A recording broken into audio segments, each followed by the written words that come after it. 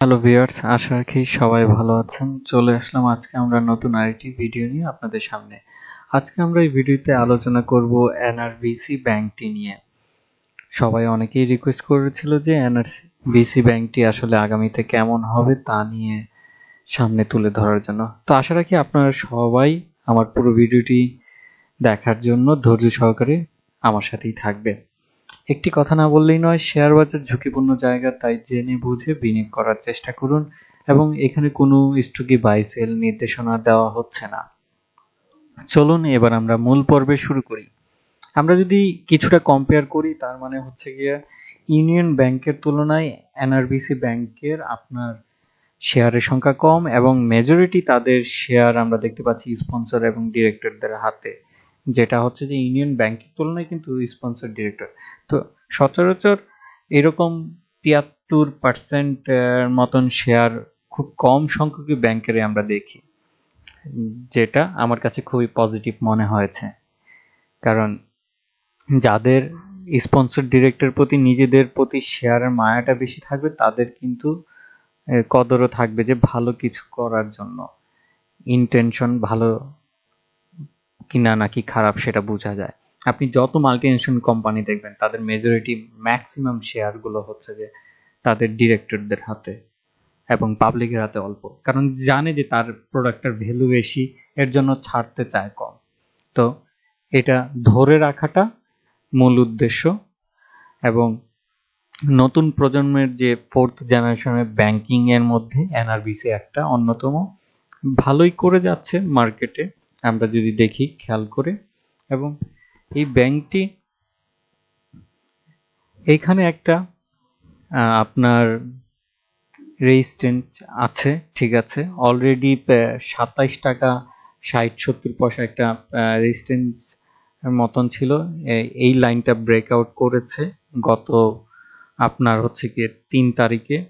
তো এখানে আবার আরেকটি আছে, সেটি হচ্ছে যে 30 টাকা 50 পয়সার মতন। এটা করলেই আমরা হয়তো শেয়ারটাকে আবার কিছুটা আপ ট্রেন্ডে দেখতে পাবো।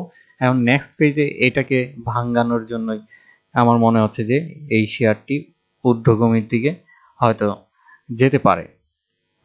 এবং আস্তে ধীরে ধীরে যেহেতু ব্যাংকগুলোর ডিভিডেন্ড ডিক্লারেশনটা আসার পথে, তো আমার কাছে একটা জিনিস মনে হয়েছে যে যেহেতু তারা গত বছরের তুলনায় এবছর একটি কিন্তু ভালো ইপিএস এর দিকে গ্রো করেছে।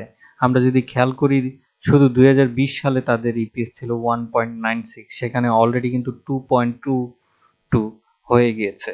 এবং এখন পর্যন্ত তাদের কিন্তু চতুর্থ কোয়ার্টারের ইপিএসটা বাকি। তার মানে ফাইনালি আমরা দেখতে পাচ্ছি যে এনআরবিসি বছর শেষে ভালো একটা ডিভিডেন্ড প্রত্যাশা করাই যায়, কারণ গত বছরের তুলনায় 2021 সালে ভালো ব্যবসা করেছে সে বিধায়। এবং আমার কাছে মনে হচ্ছে যে যারা একটু দীর্ঘমেয়াদে ধরে রাখতে পারবে তাদের জন্য হয়তো এটা আমার কাছে মনে হচ্ছে যে এই স্টকটি থেকে ভালো একটা রিটার্ন নিয়ে আসতে পারবে।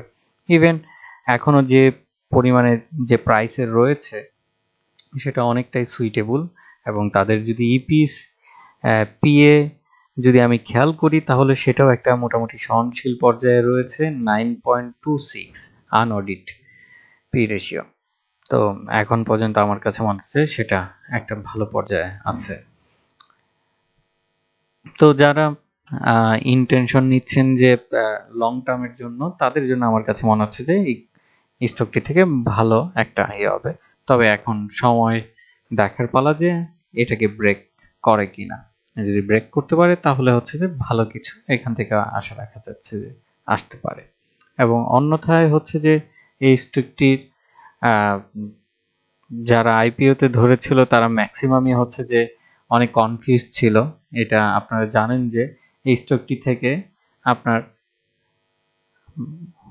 তাড়াতাড়ি বৃদ্ধি না পাওয়ার কারণেই কিন্তু অনেকে দেখা যায় যে লো প্রাইসে শেয়ারটিকে ছাড়তে থাকে। এবং যারা স্মার্ট ইনভেস্টর তারা কি করে, লং টার্মের জন্য ধরে রাখে এবং 1.5-2 মাসের মধ্যে দেখা যায় যে শেয়ারটি অনেক গুণ বেড়ে যায়।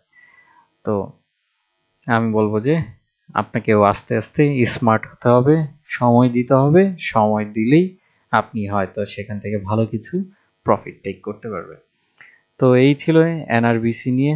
আশা রাখি আপনারা ধৈর্য সহকারে বিনিয়োগ করবেন এবং এখানে কোনো স্টকে বাই সেল নির্দেশনা দেওয়া হচ্ছে না। যে ইনভেস্টমেন্ট করবেন যে কোনো জায়গায় করেন না কেন, সেখানে যাতে অ্যাটলিস্ট শুরুতে যাতে আপনার ধৈর্যটা থাকে, সেটা থাকলেই বুঝবেন যে এখান থেকে আপনার কিছু আসছে।